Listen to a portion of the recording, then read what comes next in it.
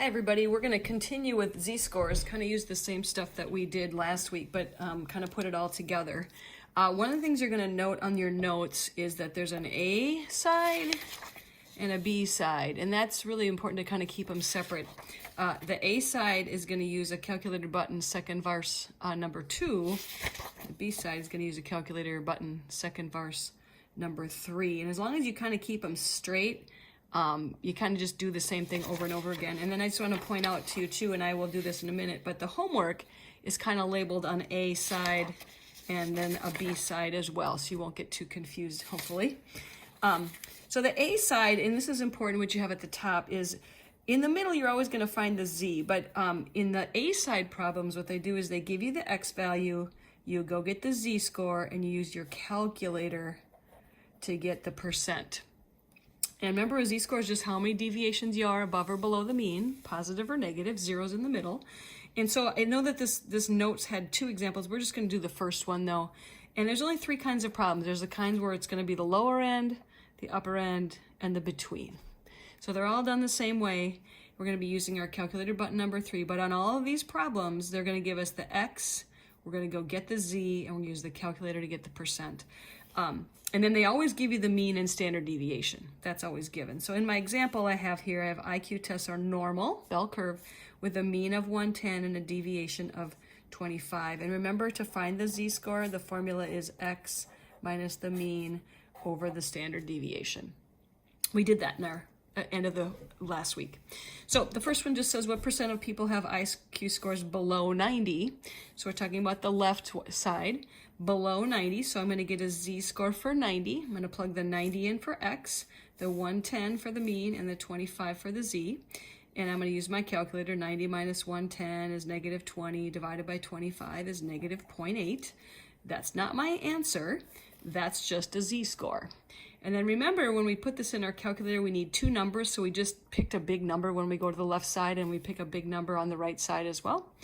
So now once I get my negative 0.8, I'm going to my calculator, second verse number 2, and I always put in an interval to get the percent. So I brought my other calculator today. I have both, but if I go second verse normal CDF, if you have the newer kind of calculator, you're going to put in negative 99 and a negative 0.8, and then this just stays where it is. You hit paste and you hit enter, you get about 21%. If you have the other calculators, they're actually a little bit easier, second verse number 2, and I just put in negative 99 comma negative 0.8. But either way, I get 21%.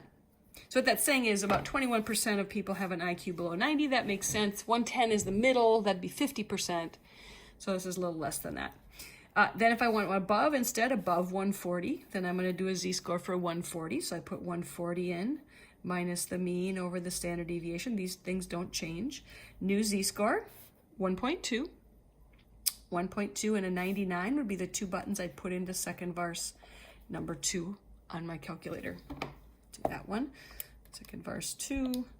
1.2 comma 99, because I'm going to the right side, and that comes out to about 11 or 12%, which is what's on your notes there. So you have a less than, a greater than, and then you could also have a between. If you have a between, you're not going to use any 99s. You're going to get a z-score for 95 and a z-score for 115. So I do that formula twice. Gives me a negative 0.6 and a positive 0.2, second verse number 2, to get that 31. So second verse 2, negative 0.6 comma 0.2 comes out to about 31%. So again, just to remember, on this side, they're giving you the X value. You go get the Z first, it's 2 steps, and then you use the calculator to get the percent. Okay, those are kind of what I call those type A problems. Okay, on the other side of the notes, or what I call a type B problem, and we're going to be using second verse number 3 instead of number 2. Okay, and on this side, you'll notice I'm going to give you the percent first. We're going to go backwards. You're going to get the Z, and then you're going to get the X.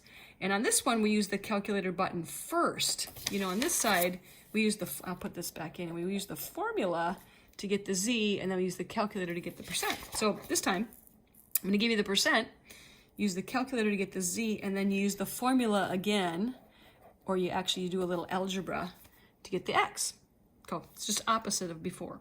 Okay, So for this first problem, I'm going to do both of these. For this one, it says cholesterol in the blood is normal with a mean of 170, deviation 30. How low a cholesterol score do you need to be in the lowest, the bottom, 25%? So I want to know, first of all, what's the z-score for 25%? So I use my calculator, second verse number 3. It's called that inverse normal. We did it last week. So if I go to second verse 3 and I type in 0.25, gets me a z-score of negative 0.67. Now that's not my answer, and it should make sense that that's not your answer because that's not a cholesterol score. That's just a z-score. So what I do is I got my z, and now it says to use the formula to get x. So I put in z there. X is now missing, minus the mean, and the mean and standard deviation still go in there. So from there you need a little algebra. You're just going to times by 30, and then you're going to add 170 to that, and you get an answer of 150. So what I like to do when I do these is when I go second verse 3, I get the z-score, and I'm just going to times by that number and add by that number every time. So times 30 plus 170 gives me about 150. And that would make sense. If I'm in the bottom as an IQ, it would definitely be less than 170 because that's the middle. So my answer being 150 makes sense, I think, on that. And then example 2, we're talking about this time we have an SAT with a mean of 505 and a deviation of 110. How high a score do you need to be in the top 10%? Okay, remember this from last week. The calculator will only read from the left. So I do have to do that second verse number 3, but I have to use 0.90 instead of 0.10 because I want to be over here. If I use 0.10, I'm down there. So when I do that, I get a z-score of 1.28. Let's do that. Second verse 3. 0.90 gives me 1.28. I'm not going to clear my calculator. I'm going to leave it there. And I'm going to times by 110 and add 505. I'm going to solve for x there. So times by 110, add 505, and I get about 646.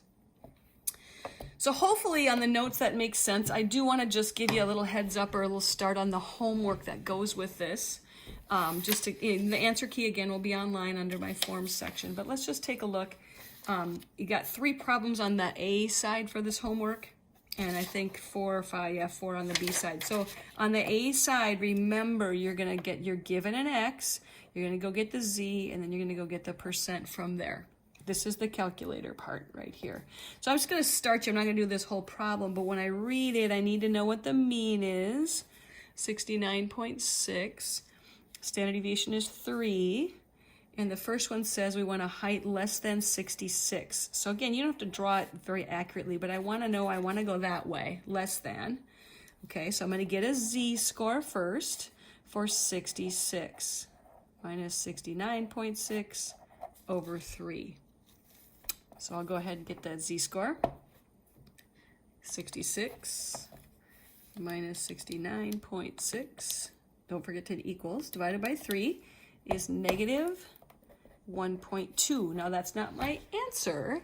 That's the mark for z-score, negative 1.2, and then I'm going to have to use a negative 99 to get my answer. So I'm going to go to my calculator, second verse number 2, put in negative 99 and a comma, negative 1.2 to get that. I'll use my newer calculator for this one just for the heck of it. Second verse 2, I'm gonna go negative 99, negative 1.2, skip everything else, hit enter twice, and it's about 12% for this one.